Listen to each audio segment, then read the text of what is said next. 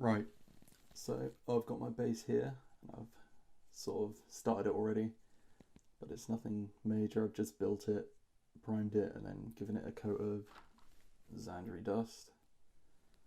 And to build it, I basically used a couple layers of corkboard. I think this is about 3mm. I used a little bit of bark for this jutting out rock, and then just standard earth for some texture. You can see all these areas over here. And as always, a skull. Pretty standard materials, nothing major. Made sure to leave some space just for where the green sort of slime is going to be going, and we add that in later. So once you've built your base and you've got it to this stage, this is the base coat I start with. Just a nice simple Xandri dust it was, nothing major. Just make sure it's a nice clean base, and then what I'm going to do is give it a wash of Agrex Earthshade. Well, that's all mixed up.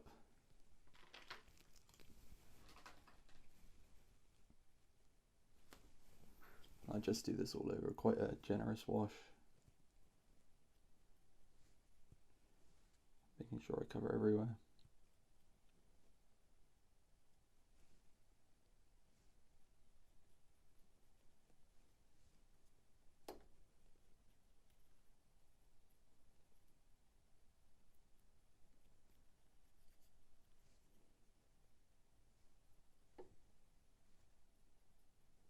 You don't want any major areas that are pooling.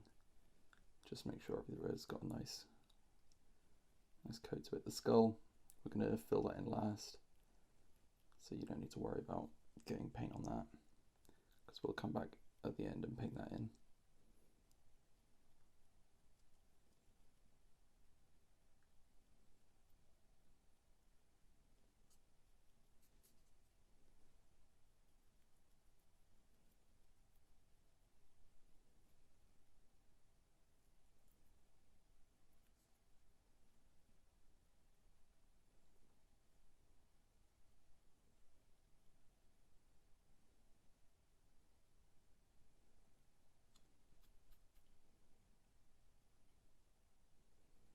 Now I'm going to leave that to dry, and then we'll come back again. Once that's dried, what I'm going to do next is use some Seraphim Sepia and a little bit more Agrex Earthshade. I'll start off with the Seraphim Sepia. So I'm going to work this around the edges. I'm going to make sure to leave basically like a circle in the middle where I don't really touch it. I'll just draw that in now. Nothing precise, nothing to really worry about. You don't even have to do this, but it's just a nice way of adding a little bit more depth and just sort of stuff to look at, interest in a quite a simple base.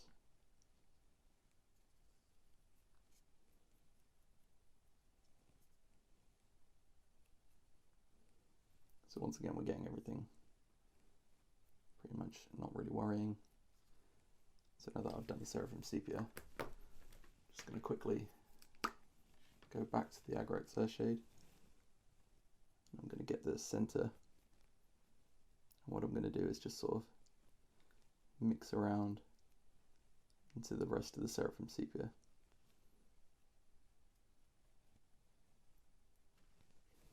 And there we go. I'm going to leave that to dry, and then we'll move on to the next bit. Once all that is dried, onto the next stage, which is dry brushing. Now I'm going to come in with Ushabti Bone, give it a good shake. I'm going to use a big dry brush. Make sure all the bristles are clean and dry. I'm going to take some off the pot. Work it around. palette into the bristles, get a bit of t-shirt.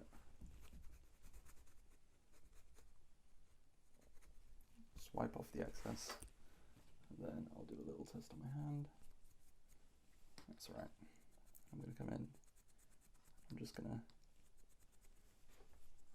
gently cover the whole thing. I'm not going to go crazy. I've given this base a lot of detail just for the purpose of explaining and showing each of these stages.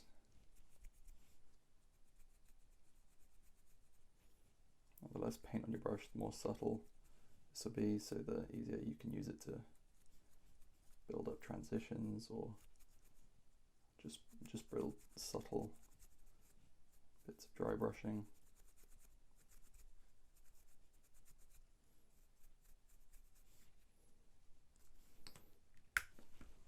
There you go, all the details starting to pop out. And from that, I'm going to move on to Screaming Skull. This is only like the tiniest bit lighter, so it doesn't make too big a difference.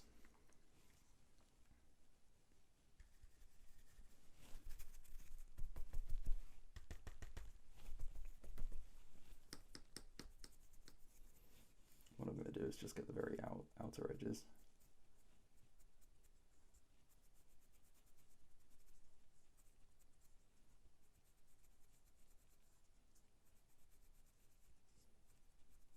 To really make that pop.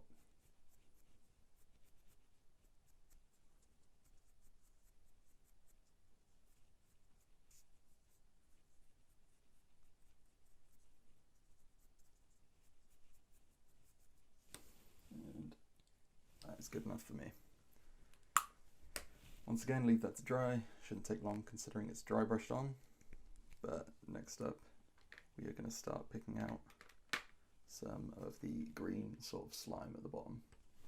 The next part that I've got here is Caliban green. It's a nice dark green. What I'm going to do is paint this onto all the flat bottom surfaces here, the lower surfaces, where we're going to have the slime goo type stuff coming in. Being careful once I get up to the edges, but overall trying to get a nice consistent base layer. Now I haven't watered this down much, I've only really used it the amount of water you'd usually use for a base coat.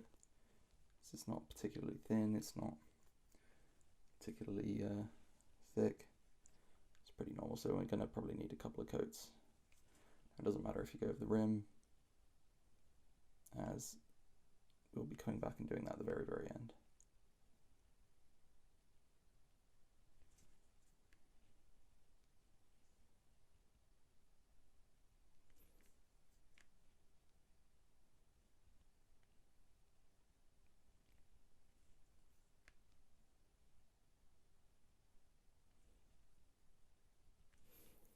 So we're going to let that dry, and then we're going to do another layer.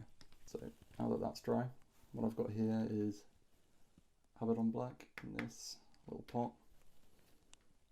And what I'm going to do is the little black sort of infected, horrible lines. Let's say I'm going to use the skull as a source. So I'm going to do like a quite big one, just a random organic shape. I'm just going to connect that with the goo. And then I'm going to have like a little vein splitting off. The black's fairly thin, that's alright.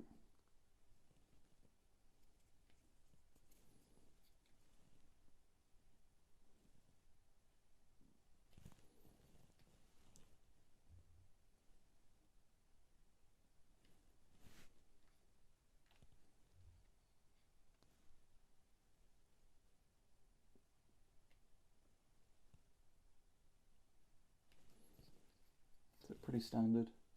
Because it's so thin, I'll need to do another layer, but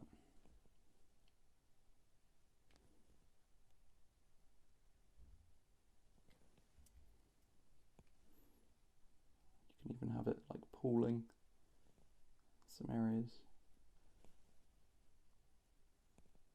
But usually you want to pick a source, so for some of the ones I did before, the feet were basically where the black ichor, whatever you want to say, where that was not coming from but originating on the base.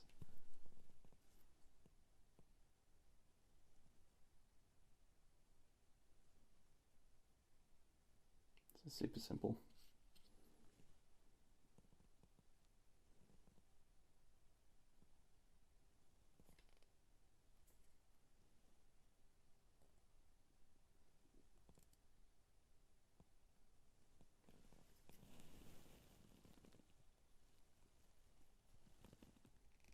And there we go.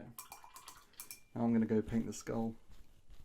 Don't really need to cover that process. It's just a skull, the same thing we've all painted 100 times, but just for sort of keeping it the same, the recipe I use is I'll base coat with Xandri Dust, I'll shade it with Agrat Surshade, I'll pick out the highlights with a Shabti Bone, and then I'll get the very highest highlights of Screaming Skull. So I'll come back once that's done. So that's a quick rough skull done. Next I'm going to use Bale Tangerine, because once these black veins have dried out, what we're going to do is go over them with this. And it's going to give that sort of sickly dark green sort of colour to them.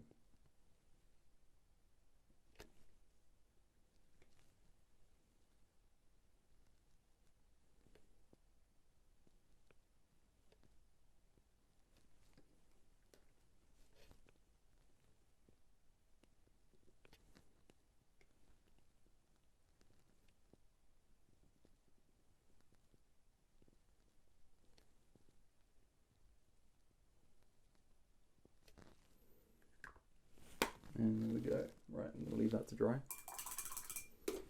And this part is where I seal the base. So for me, I'll give it a matte finish or a satin finish, depending on how I feel. Probably a satin finish. And I'll let that dry, and then once I come back, we'll start adding the gloss and whatnot to create the goo slime effect, and then we'll do the rim of the base, and that'll be pretty much it.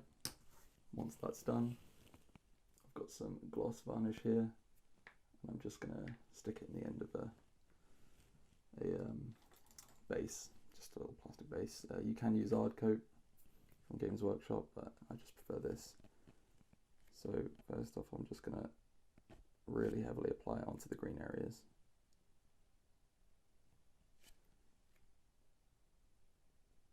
Being neat up to the edge. You can always wipe it with your finger or something. It's a little too close.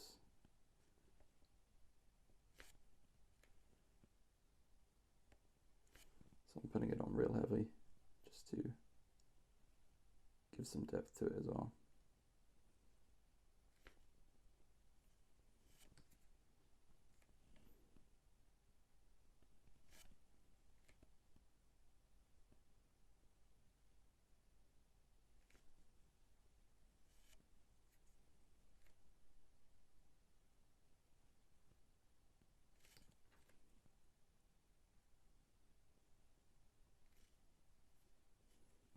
Try and make sure it's level as you're doing this.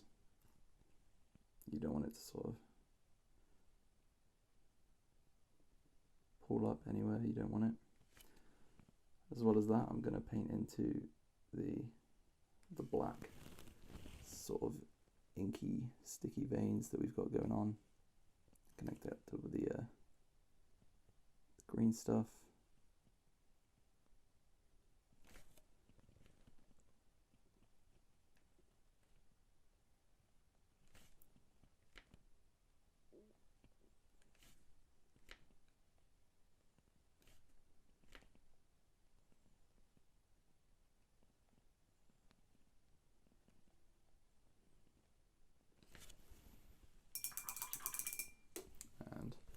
as usual, we're just going to leave this to dry and then see how it looks. That's dried off. Be patient when it's dried, and if you're not happy with the thickness of it, you can just keep adding more layers, and you can add layers of colour in between, you can mix colour into it, but this is probably the best effect. You can try using resin, but I've done that before, and the effect on a base this small with the sort of the angled edge is just a pain, and it never really actually looks that great in the end. So I found this is the most effective method. And finally, paint the rim, have it on black. I'm just going to go around and do that.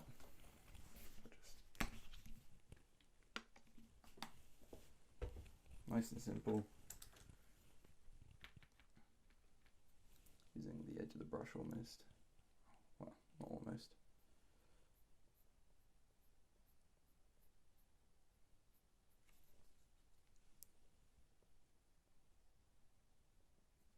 Just making sure you only, hit the sides you want.